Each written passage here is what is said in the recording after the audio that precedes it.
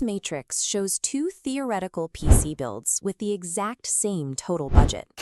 Build A pairs a moderately priced $150 motherboard with a $600 graphics card. Build B flips that logic, dropping $400 on a premium motherboard, leaving only $350 for the GPU. When you boot up a game, Build A will comfortably push 40 more frames per second than Build B. The total cost is identical, but the performance is wildly different because Build B trapped its budget inside the motherboard box. It is incredibly easy to fall into that trap. PC builders face a massive wall of overlapping branding. Asus gives you ROG, Strix, TUF, and Prime. MSI has Meg, MPG, MAG, and Pro. Gigabyte throws Aorus and Aero into the mix. But the logo stamped on the I/O shield does not calculate physics, and a board marketed specifically for gaming will not inherently make your processor run faster or give you higher frame rates. A motherboard has a very specific objective function. It is the central nervous system of your PC.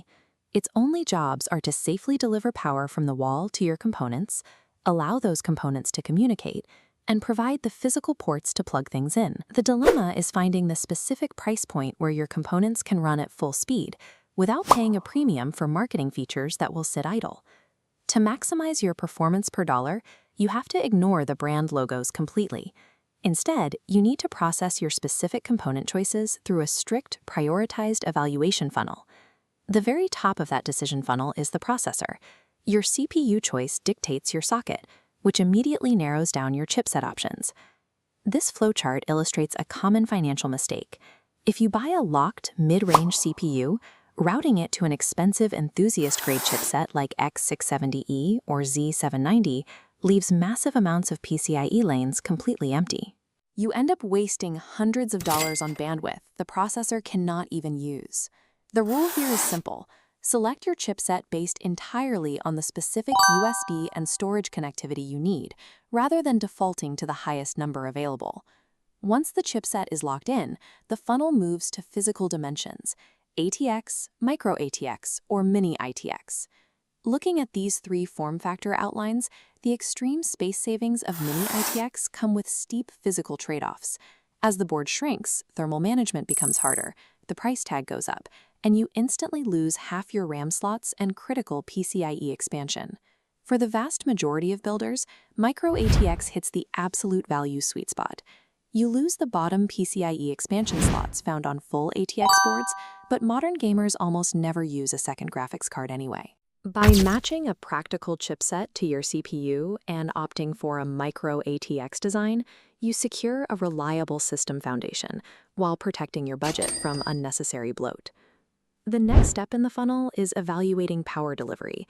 The VRM, or voltage regulator module, is a series of components that cleans and steps down the high voltage coming from your power supply into the precise, tiny voltage required by your CPU. In this diagram, you can see power moving toward the processor. If you pair a power-hungry flagship CPU, like a Core i9 or Ryzen 9, with a cheap entry-level board lacking proper VRM heatsinks, those components will quickly overheat under heavy load. To prevent the physical hardware from melting, the motherboard will deliberately choke the power flow, severely throttling your CPU speed and crippling your computer's performance. But manufacturers use this fear to push an entirely different myth: the idea that a massive 20-phase VRM is a requirement for a good PC. In reality, the physical mass of the heatsink and the quality of the individual power stages matter far more than just cramming a high quantity of phases onto the board. Those massive phase counts offer zero extra daily performance unless you are pouring liquid nitrogen onto the processor for competitive overclocking. VRM capability is simply a pass or fail metric. It just needs to be robust enough to handle your specific CPU running at full load without overheating. Any money spent beyond that threshold provides exactly zero return on investment. You also have to navigate the aggressive marketing around expansion, especially boards heavily advertising features like 4 Gen 5 M.2 slots for storage. This pipeline visualization shows what actually happens inside the system. Your CPU only has a physical limit to the number of data lanes it can handle simultaneously. If you populate all 4 of those high-speed M.2 slots on a mainstream board, the motherboard starts stealing lanes from the graphics card. You end up forcefully throttling your GPU's bandwidth just to hold extra hard drives. Before assuming that more slots equals a better board, always check the motherboard's official manual for lane sharing limitations. Instead of hoarding useless storage slots, direct your attention to the hardware features that actually provide long-term value. A tiny row of built-in debug LEDs will instantly pinpoint the exact component failing during a PC boot-up, and BIOS Flashback lets you update the board's firmware using just a USB stick, without even needing a compatible CPU installed. Prioritizing unshared PCIe lanes and basic diagnostic tools will save you hours of troubleshooting down the road. Paying a premium for heavy aesthetic armor or extra RGB headers will not. The only way to win this evaluation process is to judge specific motherboard models against your exact hardware needs, ignoring the generalized tier lists pushed by the brands. This matrix breaks down exactly what to look for based on 3 distinct builder profiles: the budget gamer, the mainstream user, and the creator or enthusiast. Starting with the budget gamer, you should stick strictly to Micro-ATX B-series boards, like the MSI Pro or AceRock Pro RS lines. Ensure it has a basic heatsink over the VRM, and completely ignore whether it supports Gen 5 PCIe. For the mainstream gamer, target mid-range options like the MSI Mag or Asus Tough series. Your priority is robust VRM cooling, reliable Wi-Fi, and a couple of Gen 4 M.2 slots.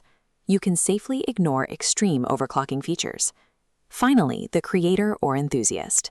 You only step up to premium tiers like Asus ProArt or MSI Meg when your specific workflow dictates a hard bottleneck, meaning you legitimately require 10 gigabit Ethernet, USB 4, or a massive layout of unshared PCIe lanes to do your job. Whatever you do, do not pledge loyalty to a single brand. Depending on the generation, a high-end model in a budget series from one company will frequently outclass a low-end board in a premium series from their competitor. A motherboard is the foundation of your PC, not its engine. Buy the exact foundation required to support your components, and inject every remaining dollar directly into the hardware that actually draws the frames.